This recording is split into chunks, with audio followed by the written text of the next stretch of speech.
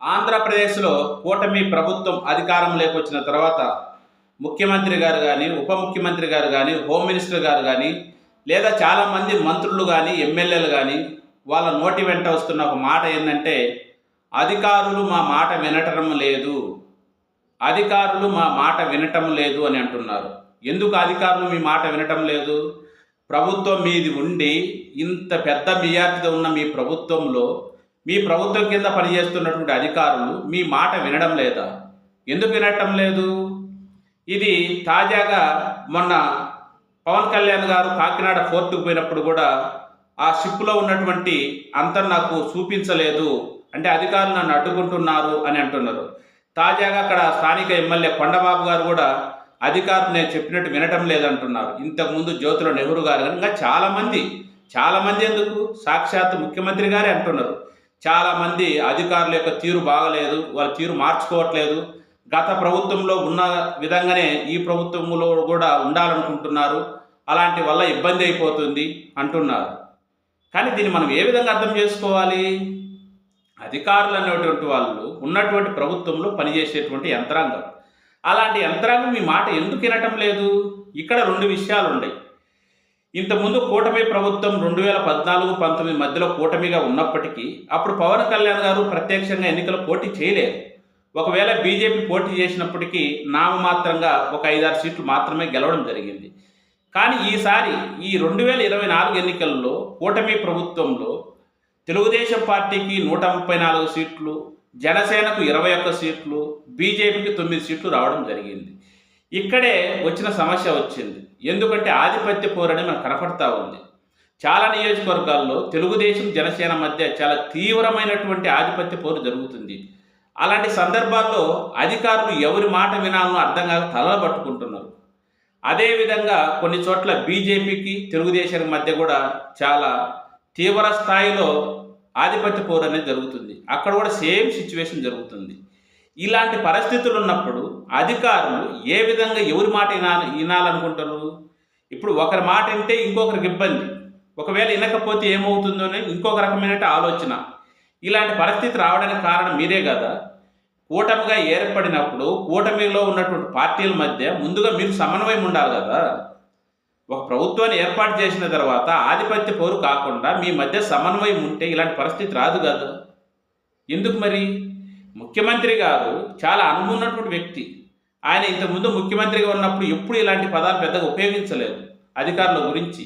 ఒకవేళ ఎక్కడన్నా ఇద్దరు అధికారులు మాట వినకపోయినా, లేదు వాళ్ళు వేరే విధంగా ప్రవర్తించినా సస్పెండ్ చేసేవారు.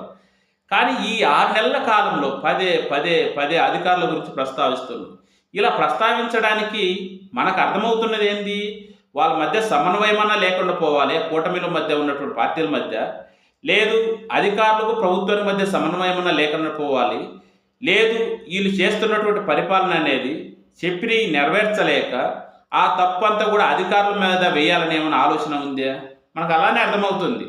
ఇప్పుడు పార్టీల మధ్య సమన్వయం చేసుకోవడం అనేది పెద్ద సమస్య కాదు. మీరు 3 పార్టీ అధ్యక్షులు కూర్చుంటే సమన్వయం అయిపోతుంది. అదేవిధంగా అధికారులు మీ కింద పనిచేసేవాళ్ళు, వాళ్ళు కూడా ఆటోమేటిక్ మీ ట్రాక్లోకి వస్తారు. కానీ మీరు పదే ఈ విషయాన్ని ప్రస్తావిస్తున్నారంటే మీరు చెప్పినటువంటి హామీలను అమలు చేయలేక, అలా అమలు చేయకపోవడానికి మీరు ఇప్పటిదాకా గత ప్రభుత్వం మీద విమర్శలు చేస్తూ వచ్చేవాళ్ళు. కానీ ఇప్పుడు ఎక్కువ అధికారులు విమర్శిస్తున్నారు. అంటే అధికారులు బూచిగా చూపి మీరు తప్పించుకోవాలనుకుంటున్నారా? అంటే ప్రజలకు అర్థం కాదనుకుంటున్నారా? మీ కింద పనిచేసే అధికారులు మీ మాట ఎందుకు వినరు? మీరు కరెక్ట్గా వాళ్ళను ఆదేశాలు ఇస్తే ఎందుకు పాటించరు? అంటే మీరు ఇచ్చే ఆదేశాలు తప్పన్నై ఉండాలి, లేదా చట్టానికి వ్యతిరేకమైన ఉండాలి, లేదు ఒకరికి ఒకరు తెలియకుండా ఆధిపత్య ధోరణిలో పోతూ ఉండాలి. చాలా చోట్ల చూస్తూ ఉన్నాం. ముఖ్యంగా ఈస్ట్ వెస్ట్ గోదావరి జిల్లాలో జనసేన తెలుగుదేశం మధ్య చాలా ఒక రకంగా చెప్పాలంటే వారే జరుగుతుంది. కానీ అది మీడియా బయటకు పెద్దగా రావట్లేదు. కారణం ఏంటంటే అంత రాష్ట్రం అంతా వాళ్ళ మీడియానే కదా ఉండేది. సరేలే, ఎన్ని రోజులు కవర్ చేస్తారులేండి, 21 రోజు లాస్ట్ టైం రోజు మీకే తెలుస్తుంది. ఇది మంచిది కాదు. మీరు అధికారులను నిందించడం కరెక్ట్ కాదు. అధికారుల చేత పని చేయించుకోవాల్సిన బాధ్యత మీకుంది. ప్రజలు అందుకే కదా మీకు తీర్పిచ్చింది. ప్రజలు తీర్పిచ్చింది ఎందుకు? మీకు అనుభవం ఉంది, పరిపాలన బాగా చేస్తారని, అధికారులను సమన్వయపరుచుకుంటారని. కానీ మీరు అది కనపడట్లేదు. ముఖ్యమంత్రి గారు ఈ ఒక్క సంఘటనే కాదు, ఇంతకుముందు విజయవాడలో వరదలు వచ్చినప్పుడు కూడా అధికారుల మధ్య సరైన సమన్వయం లేదంటున్నారు. అంటే వీళ్ళ చేస్తున్న తప్పును కప్పిపుచ్చుకోవడానికి అధికారుల మీద ఏమన్నా వేస్తున్నారా? ఇంకా కొంతమంది ఏమంటున్నారు, కొంతమంది అధికారులు ఇంకా జగన్ అధికారులు ఉంటున్నారు అంటున్నారు. జగన్ అధికారులు, చంద్రబాబు నాయుడు అధికారులు, పవన్ కళ్యాణ్ అధికారులు, పురంధేశ్వర అధికారులు ఎక్కడైనా ఉంటారా? ఒక రాష్ట్ర ప్రభుత్వంలో ప్రభుత్వ ఉద్యోగాలు అనేటువంటి వాళ్ళు ఏ ప్రభుత్వం ఉంటే ఆ ప్రభుత్వ ఆదేశాలను అమలు చేయడానికి వాళ్ళు ఉంటారు.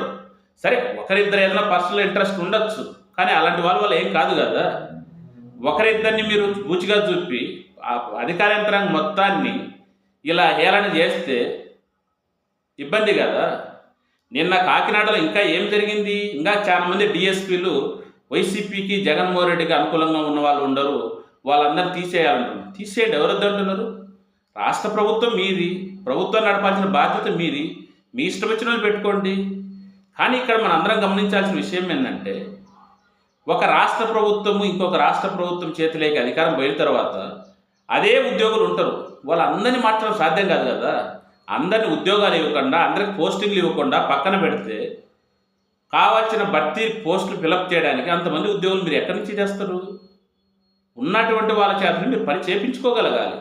అలా లేకుండా వీళ్ళు జగన్ అధికారులని, వాళ్ళు చంద్రబాబు నాయుడు అధికారులని అనుకుంటా పోతే వాళ్ళల్లో కూడా పారదర్శకత ఉండదు, వాళ్ళల్లో కూడా పనిచేయాలని ఇంట్రెస్ట్ ఉండదు.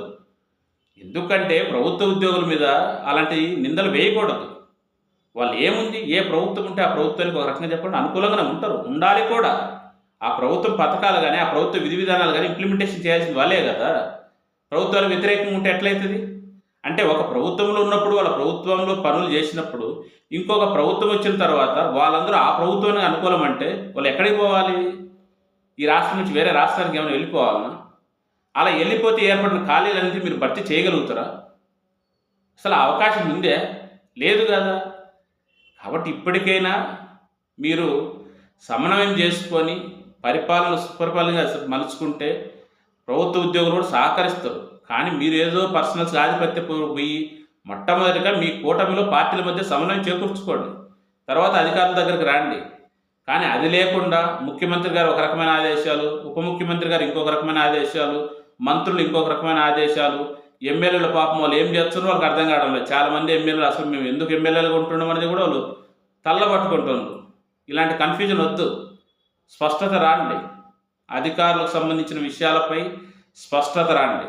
లేదు మీరు చెప్పిన హామీలు అమలు చేయటంలో మీరు ఇబ్బంది పడుతుంటే ఆ విషయాన్ని ప్రజలకు చెప్పండి. కానీ అధికారుల మీద ఆ విధమైనటువంటి అపనిందలు వేయడం వల్ల ప్రజల్లో నమ్మకం పరిపాలనపై సడలుతుంది. దానివల్ల మీకే నష్టం. రాష్ట్రంలో శాంతి భద్రతలే కాదు, అసలు పరిపాలనపై కూడా ఎవరికి నమ్మకం ఉండదు. అలాంటి వాటికి కొద్దిగా దృష్టి పెట్టండి. దృష్టి పెడితే ఆంధ్రప్రదేశ్ రాష్ట్రం అంత ఇంత ముందుకు పోద్ది. లేకంటే మీరు అంటున్నారు కదా, గత ప్రభుత్వంలో ఈ రాష్ట్రం ఎక్కడికో వెళ్ళిపోయిందని. గత ప్రభుత్వం గురించి ఎందుకు లేండి, అయిపోయింది దాని గురించి. మీ ప్రభుత్వం వెనక్కిపోకుండా చూసుకోండి.